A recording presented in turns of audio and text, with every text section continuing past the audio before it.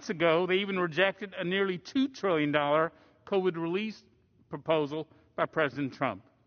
Many Americans knew right then that leading Democrats were sabotaging the economy ahead of the election for political gain. During those crucial months, while Speaker Pelosi stalled COVID relief, thousands of Americans died. Tens of thousands of small businesses closed. Hospitals and nursing homes struggled, while millions of Americans were left jobless. In the election, Democrats in Congress paid a steep price for this cruel inaction, with voters giving House Republicans nearly two-thirds of the seats needed to take back the majority. I thank President Trump for signing bipartisan legislation, even with its flaws, that included several separate bills that hitched a ride on the annual funding bill for the government, including COVID relief, a first-ever ban on surprise medical bills, and $328 billion in urgent tax relief for families and local businesses. I recognize that today's Cash Act will pass with bipartisan support, Republicans and Democrats alike, and I respect the decision of each member of Congress.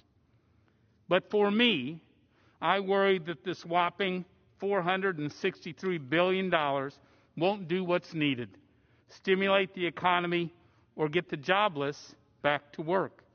At this point in the recovery, the fact is it's hard to stimulate a Main Street that's locked down by local politicians.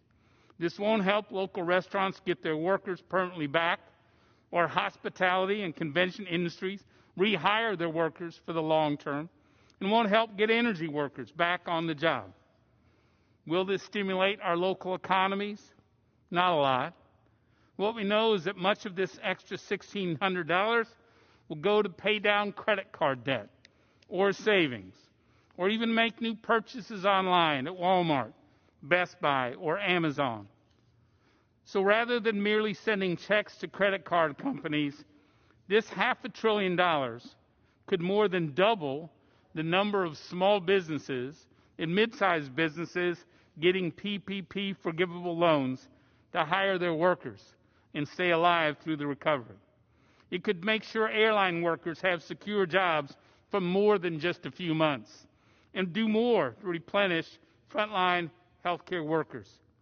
We should be focused on the families that are hurting most, none more than the 8 million Americans who lost their job due to COVID. Our top priority, in addition to defeating the virus, is to get them back to work. So far, Congress has already approved more than $20,800 directly to a family of 4 with one parent out of work. That's on top of their state unemployment benefits.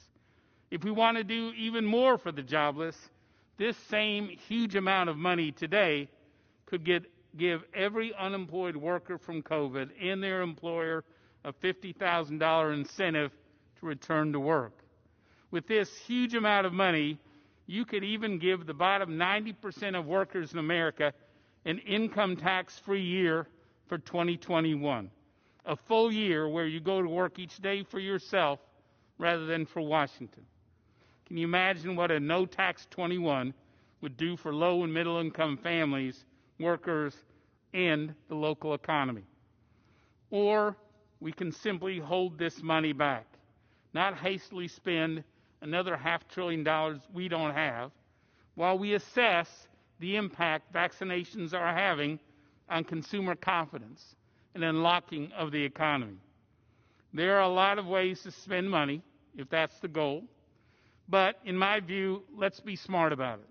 Let's target assistance to those who need it most. The Ways and Means Committee should be the place to explore and analyze these options, not just have a bill that spends over $400 billion hastily dropped on us at the last minute.